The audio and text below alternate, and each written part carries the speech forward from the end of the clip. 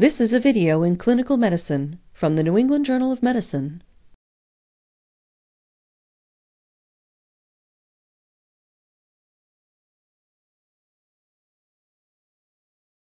Providing positive pressure ventilation with a face mask and a bag valve device can be a life-saving maneuver. Although seemingly simple, the technique requires an understanding of the airway anatomy, the equipment, and the indications. Developing manual skills is necessary to provide adequate face mask ventilation.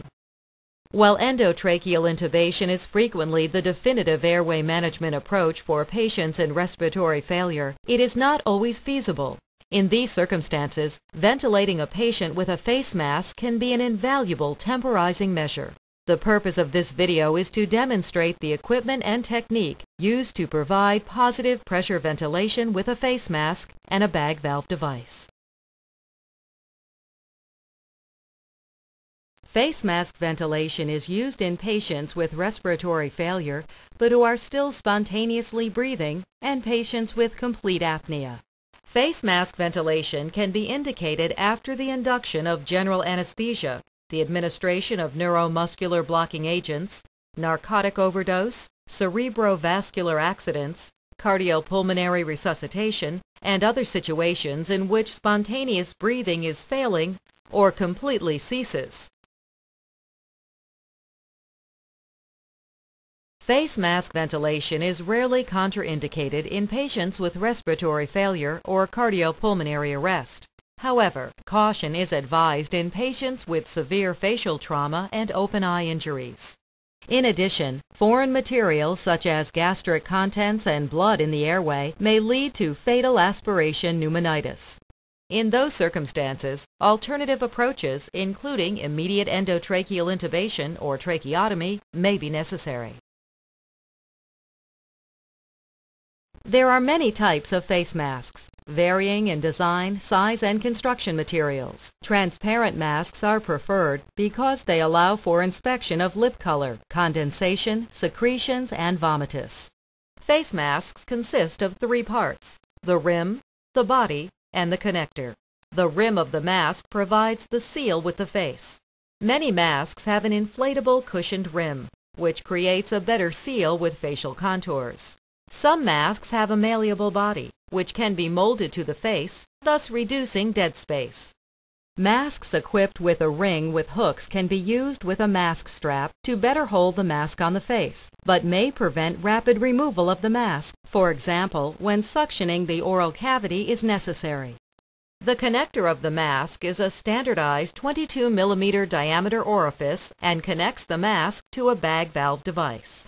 To maintain a good seal, it is imperative for the mask size and shape to conform to the facial anatomy. This is particularly important in the pediatric population. Thus, several mask shapes and sizes should be readily available. There are a variety of bag valve designs available. All have a self-inflating bag and a non-rebreathing unidirectional valve. The valve is designed to function during both spontaneous and manually controlled ventilation. Because bag valve devices can operate without an oxygen source, it is important to ascertain that supplemental oxygen is flowing through the bag valve device when indicated and available. Bag valve devices can be equipped with an oxygen reservoir of varying design. If the reservoir bag fills, oxygen is flowing. Oxygen flow through bag valve devices with a tube reservoir can be confirmed by listening to the sound of gas flowing. The purpose of these reservoirs is to maximize the delivered oxygen concentration. A bag valve device's capability for delivering positive pressure ventilation should be tested before use. This can be achieved by sealing the bag valve device connector with the thumb and squeezing the bag with reasonable force. If it is difficult to compress the bag, or if air is forced between the connector and the thumb, positive pressure can be delivered. Whenever possible during face mask ventilation, suction should be readily available. Airway management adjuncts such as oral or nasal airways may need to be used. Before beginning face mask ventilation, it is prudent to examine the patient's oral cavity when possible. Smaller dental prosthesis or other foreign bodies can be swallowed or aspirated. One may consider leaving full dentures in place to provide a better mask seal. The most common method to hold the mask consists of placing the thumb and index finger on the body of the mask while the other fingers pull the jaw forward and extend the head. The middle and ring finger are placed on the ridge of the mandible, and the fifth finger is placed behind the angle of the mandible. The tongue is the most common cause of airway obstruction. It is important to minimize the pressure applied to the submandibular soft tissues, as this may further obstruct the airway by pushing the tongue against the palate. Maintaining an adequate seal while extending the head, thrusting the jaw forward, and squeezing the bag with the other hand may require considerable manual strength and coordination. Extreme caution is advised in patients with cervical spine injuries, in which flexion or extension of the neck is contraindicated. In this situation, the jaw thrust maneuver alone, without head extension, is recommended. It may be difficult or impossible to maintain an adequate seal using only one hand. This challenge can occur in obese or edentulous patients, or in those with abundant facial hair. Additionally, large patients may present a challenge for individuals with small hands or with insufficient manual strength or dexterity. In these situations, the mask can be held with two hands, with each hand positioned as described in the one-hand technique. A second person compresses the bag valve device.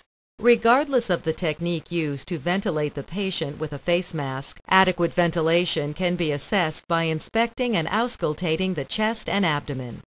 The chest rising and falling and breath sound synchronous with the delivered tidal volume suggest adequate ventilation. Gurgling epigastric sounds and tympanic abdominal distension indicate gastric insufflation and poor ventilation. Other monitoring tools such as pulse oximeter and a carbon dioxide detector can be very valuable. Occasionally, it is difficult or impossible to provide ventilation unless an oral or nasal airway is inserted. These devices are most helpful when the cough and gag reflexes are absent. Insertion in patients with intact reflexes may precipitate coughing, vomiting, and laryngospasm.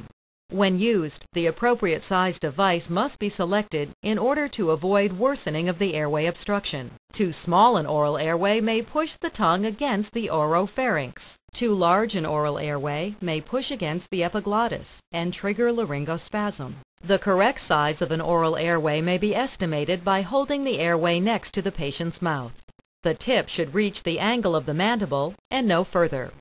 An oropharyngeal airway can be inserted by depressing the tongue with a tongue blade and advancing the airway towards the base of the tongue. Alternatively, the airway can be inserted upside down and then rotated 180 degrees as it is being advanced posteriorly. In general, nasopharyngeal airways are better tolerated than oral airways when airway reflexes are present. They are particularly useful when the mouth cannot be opened.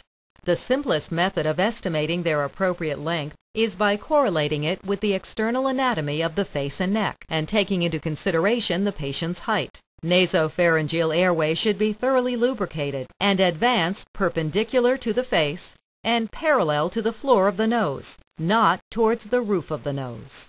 They must be used with extreme caution in patients with facial injuries, basilar skull fractures, and coagulopathy, weighing the risk of further injury and bleeding against the need for oxygenation. Raising the head of a bed may facilitate the delivery of adequate tidal volumes, but may be contraindicated because of hemodynamic instability, or may be impossible, for example, if the patient is on the floor. When the patient is breathing spontaneously, one must synchronize the delivered tidal volume with the patient's inspiration. Regardless of the presence of spontaneous respiratory effort, when excessive pressure is delivered to the airway, gastric insufflation may occur. This may lead to a vicious cycle of increased intra-abdominal pressure, which requires higher peak inspiratory pressure and can result in further gastric insufflation. This not only reduces effective ventilation, but predisposes patients to vomiting or regurgitation. Complications other than the inability to ventilate can occur, including corneal abrasions and blindness in the presence of a severe eye injury. Soft tissue injuries, particularly to the bridge of the nose and lips, may result when excessive pressure is applied. Complications such as trigeminal and facial nerve compression have been reported due to continuous, prolonged pressure on the facial structures. Discontinuation of face mask ventilation depends on clinical circumstances. Patients may require a more definitive airway management, such as endotracheal intubation. On other occasions, all that is needed for patients to recover completely is effective face mask ventilation with oxygen. Every physician should be familiar with this potentially life-saving technique.